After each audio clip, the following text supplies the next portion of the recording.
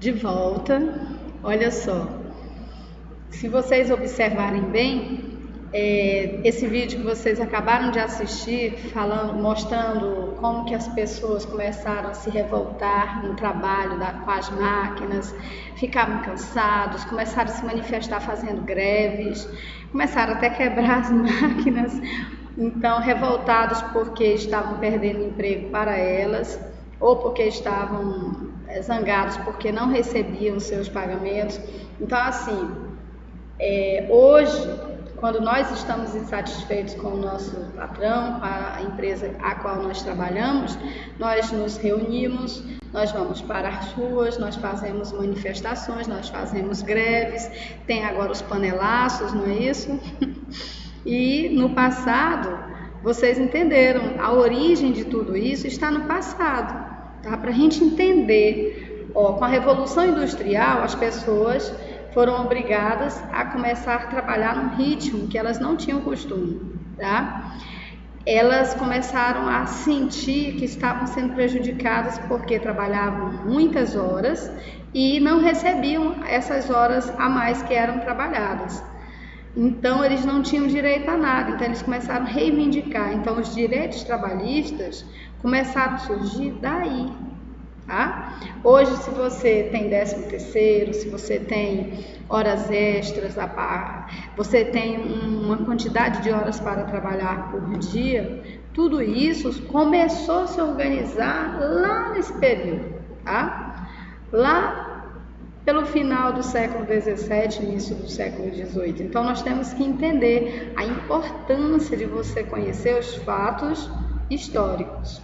Vamos voltar agora para o nosso slide. Então, vamos lá. Aí, as novas concepções, né? A partir daí, nós tivemos várias novas concepções. Correntes políticas que criticavam a exploração dos trabalhadores e as injustiças sociais. Aí começou a surgir o socialismo utópico, ou seja, o sonho de que as pessoas pudessem ser livres, sem precisar trabalhar daquele modo como as pessoas estavam trabalhando até o momento. Lembram quando eu falei para vocês da Revolução Russa? O socialismo ele surgiu em 1917 na Rússia. Por quê?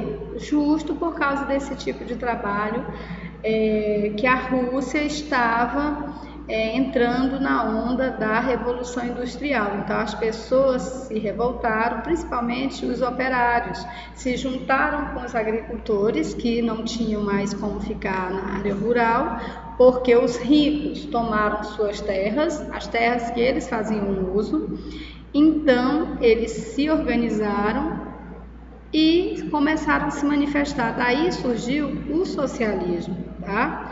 Nós conhecemos o capitalismo, mas lá na Europa, por volta de 1917, pela primeira vez foi implantado em um país o socialismo, ao qual o Estado tem o poder e que ninguém possa ser diferente economicamente uns dos outros. Tá? Só para a gente tentar entender um pouco do que está se falando. Aí nós vamos voltar aqui. O socialismo científico.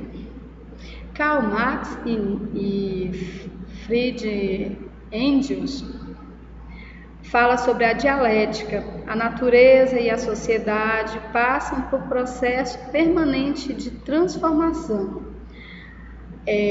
Karl Marx, pessoal, e Engels foram os primeiros responsáveis por implantar o socialismo na Europa. Eles criticavam muito o modo de produção. Eles diziam o seguinte: toda sociedade possui uma base material representada pelas forças econômicas e pelas relações sociais de produção. Ou seja, as pessoas, os proletários, né, as pessoas que estavam trabalhando para os burgueses tinham que ter uma relação harmônica. As pessoas, os patrões, os burgueses deveriam entender o lado dos proletários, pagar direito, pagar em dias, não explorar, colocá-los para trabalhar a quantidade de horas que eles não ficassem muito cansados e doentes, porque quem estava doente perdia o emprego, como vocês ouviram lá no vídeo, não é isso? Então, vamos continuar aqui. O nosso slide é para esse lado, eu vou para o outro. Lutas de classe. Começaram a surgir as lutas de classe. Em termos sociais, o motor da história.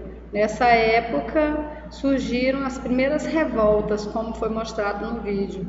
As primeiras revoltas, os primeiros sindicatos, os primeiros grupos que iriam acolher a dor, a insatisfação desse povo que estava sendo tão massacrado pelas fábricas, pelos proprietários das fábricas, que no caso seriam a classe burguesa.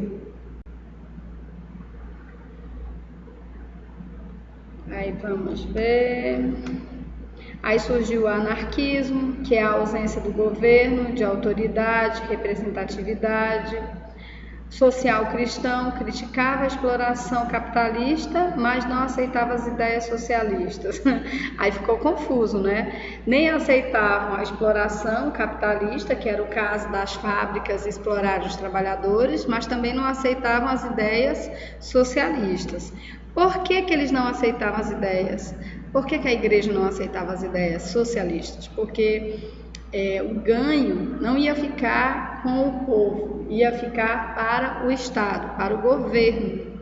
O governo que ia dividir com a população, o Estado. Quando falo o Estado, é o governo.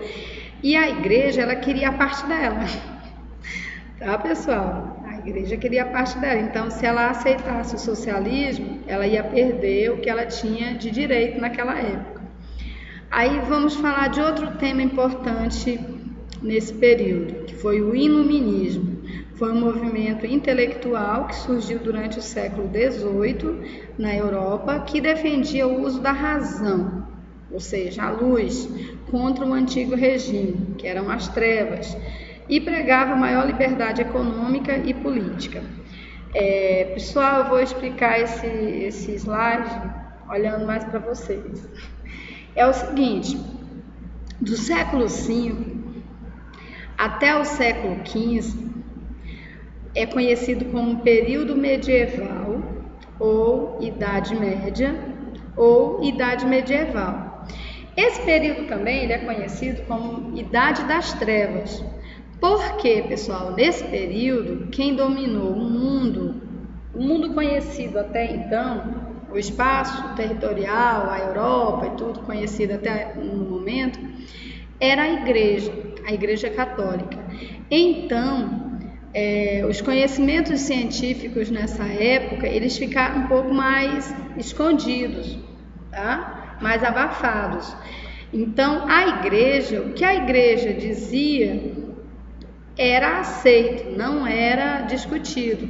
Então, por esse motivo, alguns historiadores chamam a Idade Média, que é do século V ao século XV, de Idade das Trevas, uma idade sem luz. A essa luz que eles querem se referir é ao conhecimento. Nesse período, a igreja mandava e desmandava, ou seja, quem mandava era a Igreja Católica junto com as monarquias, os governos monarcas, que era o absolutismo na época, certo?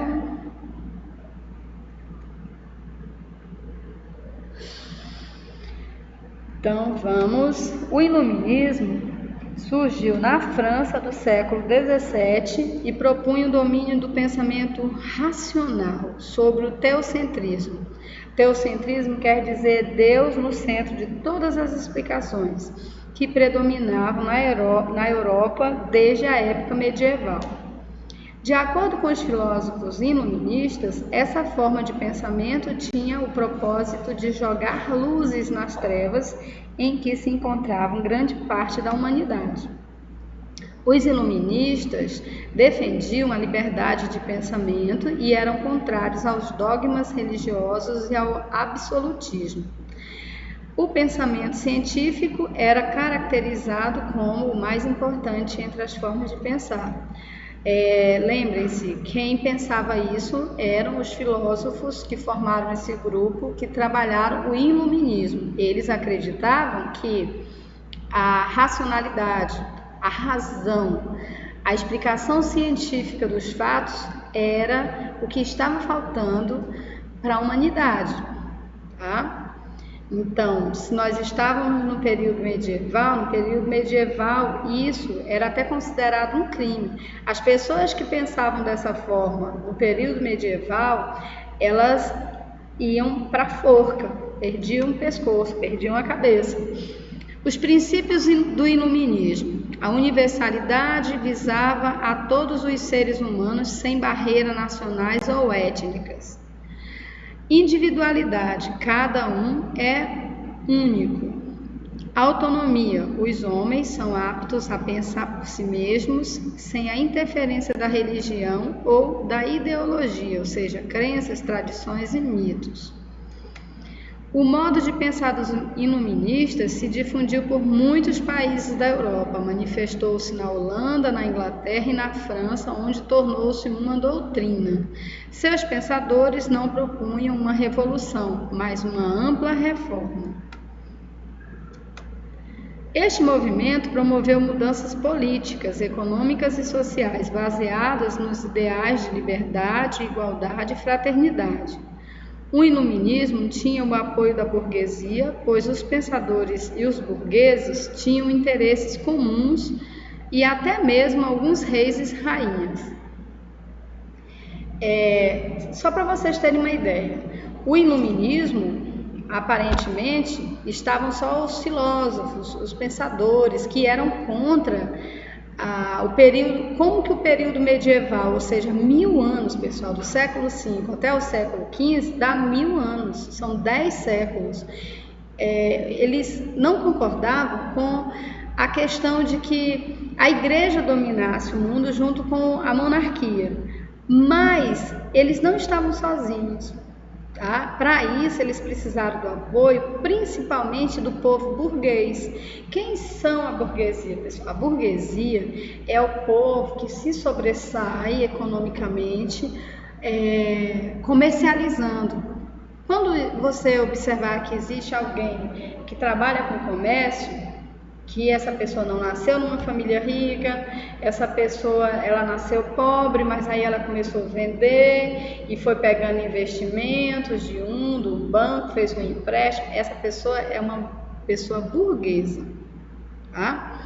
Às vezes tem pessoas que usam a palavra burguesia e nem se liga que quando fala em burguês, o pessoal pensa que está falando de rico. O rico, aquele que nasceu numa família rica, na verdade, ele empresta dinheiro para a burguesia. Os bancos emprestam dinheiro para a burguesia. E a burguesia, para lucrar, porque ela pegou dinheiro emprestado, então ela tem que pagar com os juros, ela vai lucrar através de quem? De nós, a classe mais pobre. Entenderam? Então, vamos ver aqui. Continuando aqui o nosso slide. Nossa aula é muito interessante.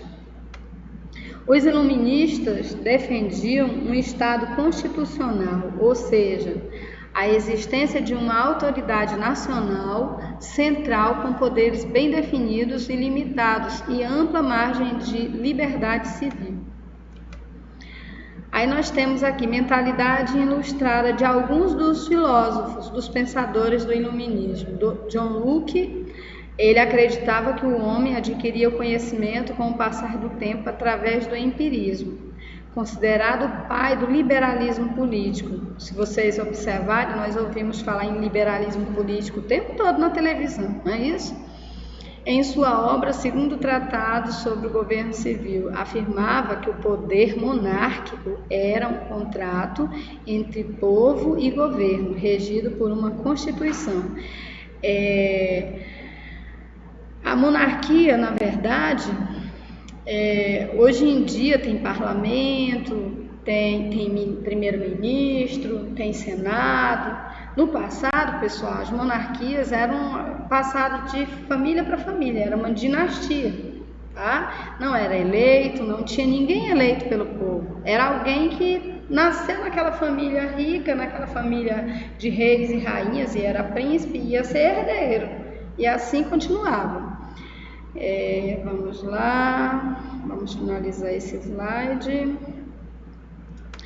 Aí nós tivemos Montesquieu, foi um dos mais brilhantes filósofos do século XVIII, passou em revista as diferentes formas do governo em sua obra O Espírito das Leis.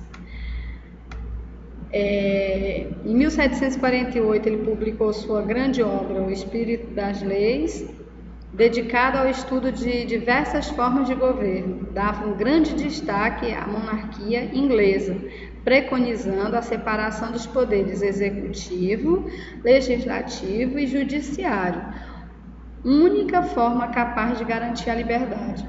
Ele acreditava muito que, separando, tendo 3 poderes, um ia ajudar o outro a governar adequadamente aquele povo. Então, o povo seria livre e o governo seria para o povo. Aí hoje em dia, se a gente observar, existem muitos conflitos envolvendo a questão da legislação, do judiciário, do executivo, tá? Se vocês assistirem televisão, vocês vão entender do que eu estou falando. Na atualidade, nossa, está sendo falado demais sobre essas questões. Aí, Montesquieu, ele defendeu a divisão do poder político, legislativo e judiciário, como eu acabei de falar. Denis Diderot foi responsável pela organização da Grande Enciclopédia, publicada em 1751, que continha as novas ideias. O governo condenou a obra, proibindo sua divulgação em 2 oportunidades. Ele foi auxiliado por um matemático, o D'Alembert, tendo como colaboradores a maior parte dos novos pensadores e escritores. Rousseau, Jean-Jacques Rousseau, ele defendia a ideia de um Estado democrático que garantia a igualdade para todos. Gente, se vocês pararem para pensar, eu sou fã de Rousseau, que ele tinha a ideia de que todas as pessoas teriam os mesmos direitos. É óbvio que a gente gostaria que todos nós tivéssemos os mesmos direitos mesmo, mas que esses direitos não estivessem apenas escritos em papéis, mas que realmente fosse colocado em prática, tá? Infelizmente, a maioria de nós nem conhecemos todos os nossos direitos e por esse motivo, às vezes, a gente não sabe reivindicar.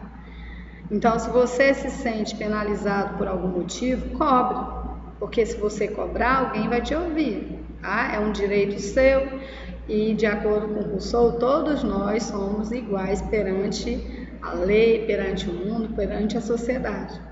Porém, a gente vê que se nós somos cidadãos e conhecemos todos os nossos direitos e automaticamente os nossos deveres, nós vamos saber que ainda não é bem assim, tá? Então vamos ver aqui, pessoal, temos uma coisa que vocês gostam muito no final do slide, que é uma atividade. Pessoal, prestem atenção. O tema que foi trabalhado hoje está da página 24 até a página 41. O que eu quero é que vocês façam essas 2 pesquisas. Uma, a formação dos Estados Unidos da América. Outra, a independência e expansão do território dos Estados Unidos. Esse material, pessoal, está na apostila de vocês. Quem não tem apostila pode pesquisar e organizar bonitinho no caderno, fotografar e enviar no meu PV, tudo bem? Essa atividade vai ser entregue para mim até o dia 30 de junho. Então, se hoje são 10, faltam 20 dias para vocês enviarem para mim. Então, se organizem, pessoal, não deixem para cima da hora, ok?